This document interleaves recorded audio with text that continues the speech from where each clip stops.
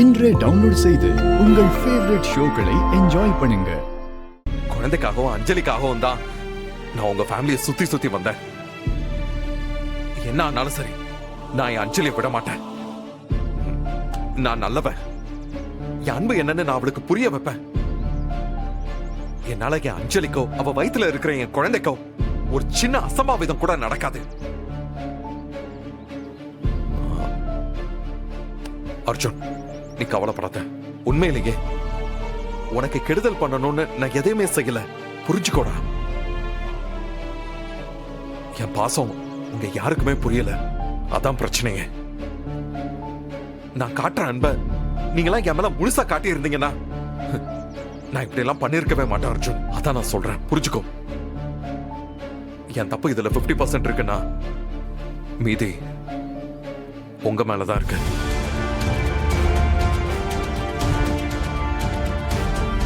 ஏதாவது ஒரு சந்தர்ப்பத்துல என்னை பத்தி உன் தங்கச்சிக்கு புரிய வை. சார், டைம் ஆச்சு சார். இவர் கூட்டிட்டு போனா. சரி கான்ஸ்டபிள் சார், கூட்டு வாங்க. இப்ப மிச்சம் இருக்கிறது தியா மட்டும் தான். அப்படி இருக்கும்போது ஏன் எங்களை பழி வாங்குறதுக்கு துடிக்கிற? இங்க பாருங்க, கோர்ட்ல கேஸ் போயிட்டு இருக்கு. தேவலமா வந்து பேசிட்டு இருக்காதீங்க.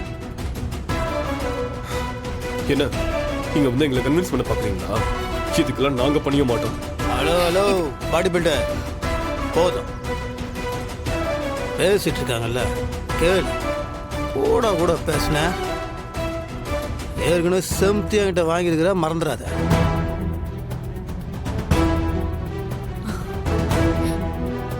என்ன பிரச்சனை உனக்கு? இது பார் மோனிகா, முருகா அண்ணன் இந்த ஆக்சிடென்ட்ட பண்ணல. எங்க குடும்பத்தை சேர்ந்தவங்களுக்கும் இந்த கேஸுக்கும் எந்த சம்பந்தமும் இல்ல. ஏற்கனவே நான் எங்க அண்ணனை காப்பாத்துறதுக்காக போராடிட்டு இருக்கேன். தயவு செஞ்சு நீ குறுக்க வந்து நிக்காத. நீ கொடுத்த கேஸ வாபஸ் வாங்க. இங்க பாரு, உன்ன மாதிரி தரம் கிட்ட ஜாதகம் உள்ளவல என் அண்ணன் கல்யாணம் பண்ண நினைச்சதுதான் அவர் வாழ்க்கையில அவர் பண்ண பெரிய தப்பு.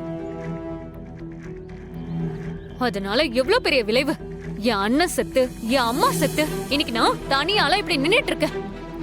எல்லாம் எனக்கு தெரியும். சொத்துக்காகவும் ஆஸ்திக்காகவும் தானே பிளான் பண்ணி எங்க அண்ணனையும் எங்க அம்மாவையும் கொன்ன.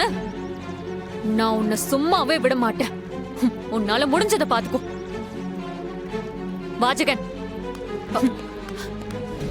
ஐயா, என் பிள்ளைக்கும் எங்க குடும்பத்துக்கும் ஸ்ரீகாந்தோட மரணத்துல எந்த சம்பந்தமும் இல்ல. எல்லாருமா சேர்ந்து பெரிய சதி வலைய பின்னி எங்களை அதுல மாட்ட வைக்க பாக்குறாங்க. பணம், அதிகாரம் எதுவுமே இல்லாம நாங்க வாழ்ந்துட்டு இருக்கோம். ஐயா, எங்களை மாதிரி பாவப்பட்ட மக்களுக்கெல்லாம் கடைசி நம்பிக்கை நீதிமன்றம் தான். இங்க எங்களுக்கு நீதி கிடைக்கும்னு நாங்க நம்பி வந்திருக்கோம். எங்களை கைவிட்டுடாதீங்க. குற்றவாளி கூண்டுல தனக்கு தேவையான நீதி கிடைக்கணும் தாமா கோர்ட்ல வந்து நிப்பாட்டி இருக்காங்க. சாட்சிகளும் ஆதாரங்களும் தான் நீங்க குற்றவாளியா இல்ல நிரபராதியான்னு முடிவு செய்யும். கேக்குற கேள்விக்கு ப்ராப்பரா பதில் சொல்லுங்க. ஸ்ரீகாந்துக்கும் உங்களுக்கும் என்ன சம்பந்தம்? அவரை எப்படி உங்களுக்கு தெரியும்? சார், ஸ்ரீகாந்தோட கம்பெனில தான் என் பொண்ணு துளசி வேலை பார்த்துட்டு இருந்தா. எத்தனை வருஷமா வேலை பாக்குறாங்க?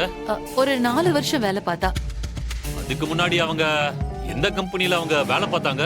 அதுக்கு முன்னாடி ஒரு கம்பெனில கேஷியரா வேலை பார்த்துக்கிட்டு இருந்தா. எத்தனை வருஷம்? அது 1 வருஷம் தான் இருக்கும். அதுக்கு முன்னாடி ஒரு ஜவுளி கடையில அக்கௌண்டன்டா வேலை பார்த்துட்டு இருந்தா. எத்தனை வருஷம்? அது ஒரு 2 வருஷம் அவங்க வேலை பார்த்திருப்பா. உங்க பொண்ணு எந்த கம்பெனிலயும் அதிகமா வேலை செய்யல. ஆனா ஸ்ரீகாந்த் கம்பெனில மட்டும் 4 வருஷம் அவங்க வேலை செஞ்சிருக்காங்க. அதுக்கு என்ன காரணம்? அதுக்கு என்ன சார் காரணம்? என் பொண்ணு அவர் கம்பெனில நேர்மையாவும் உண்மையாவும் இருந்தா. அது புடிச்சு போய் தான் ரொம்ப வருஷம் அந்த கம்பெனில அவளை வேலைக்கு வச்சிருந்தாங்க. அவ்வளவுதான். அது இல்ல மேடம், யுவர் ஆனர், இவங்களோட பொண்ணு துளசிக்கு ஒரு கம்பெனில வேலை செஞ்சு சம்பாதிக்கணுங்கிற எந்த எண்ணமும் இல்ல. ஓனரை எப்படியாவது வசியம் பண்ணி அதுல அவங்கள சிக்க வச்சு மிரட்டி அவங்க சொத்து எல்லாத்தையும் அபகரிக்கிறது மட்டும்தான் அவங்க நோக்கம்.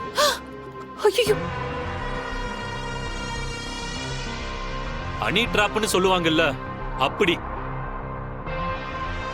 அப்படித்தான் ஸ்ரீகாந்த் கிட்டையும் இவங்க வேலைய காட்டியிருக்காங்க. இத தெரியாம அவரும் இந்த வலையில மாட்டியிருக்காரு. கல்யாணம் வரைக்கும் போயிருக்காரு. கல்யாணத்துக்கு முன்னாடியே சொத்தெல்லாம் இவங்க பேர்ல எழுதி வாங்கிட்டாங்க. அதுக்கப்புறம் அவரால எந்த பிரயோஜனமும் இல்லைங்கிறதுனால ஆக்சிடென்ட் பண்ணி கொன்னுட்டாங்க. யுவர் ஆனர், இவர் போய் சொல்லிட்டே போறாரு. சார் தப்பு சார், தயவு செஞ்சு நீங்க மனசாட்சி இல்லாம இப்படி பேசாதீங்க. நீங்க சொல்றது எல்லாமே பொய்ன்னு உங்களுக்கே நல்லா தெரியும்ல. யுவர் ஆனர், எங்களை திட்டம் போட்டு பழி வாங்கணும்னு நினைச்சுதான் யாரோ இந்த வக்கீல் இப்படி தூண்டி விட்டுருக்காங்க. இவருக்கு யாரோ நிறைய பணம் கொடுத்து எங்களுக்கு எதிராக இப்படி பேச சொல்லியிருக்காங்கன்னு தான் எனக்கு தோணுது. இவர் சொல்ற விஷயத்துக்கும் என் பொண்ணுக்கும் எந்த சம்பந்தமும் இல்ல. அவசரப்படாதீங்கம்மா, நீங்க மட்டும் சாட்சி இல்ல, இன்னும் நிறைய இருக்கு. இந்த காலத்துல யாரு செஞ்ச தப்ப ஒத்துக்கிட்டு இருக்காங்க. சார் நீங்க ஒரு நிமிஷம் போய் உட்காருங்கம்மா.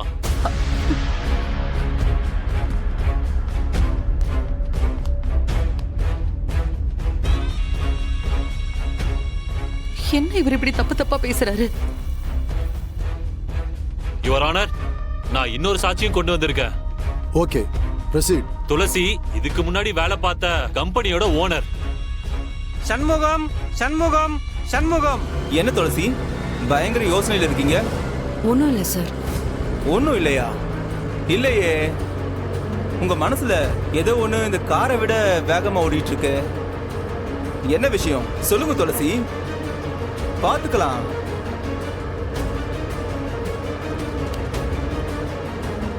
கையை எடுங்க சார். இங்க பாருங்க துளசி, நீங்க என் கம்பெனில நல்லா ஒர்க் பண்றீங்க,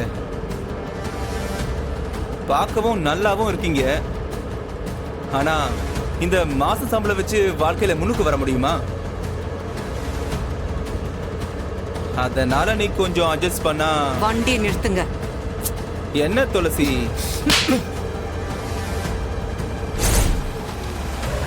ஏய், என்ன ஓவரா சீன் போடுற? நான் நினைச்சேனா? நானும் நினைச்சேன்னா உங்க மேல போலீஸ் கம்ப்ளைண்ட் கொடுத்துட்டு பிரஸ் மீடியான்னு அசிங்கப்படுத்த முடியும். என் குடும்பத்துக்காக பொறுமையா இருக்கேன். ஆனா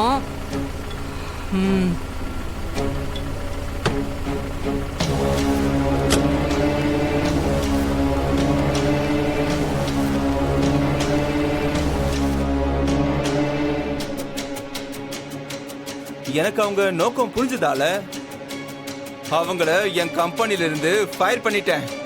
இல்லனா என்ன நியூஸ் பேப்பர் வரைக்கும் வர வச்சிருப்பாங்க சார். போய் யுவர் ஆனர், இவன் சொல்றது எல்லாமே போய் யுவர் ஆனர். ஏய் ஃப்ராடு, நான் உன்கிட்ட தப்பா நடந்துக்க பார்த்தனா? இங்க பாருங்கம்மா, இவரு உங்களோட முன்னாள் கம்பெனியோட எம்டி. அவர்கிட்ட கொஞ்சம் மரியாதையா பேசுங்க. சார், இவன மாதிரி பொறுக்கிக்கு என்ன சார் மரியாதை?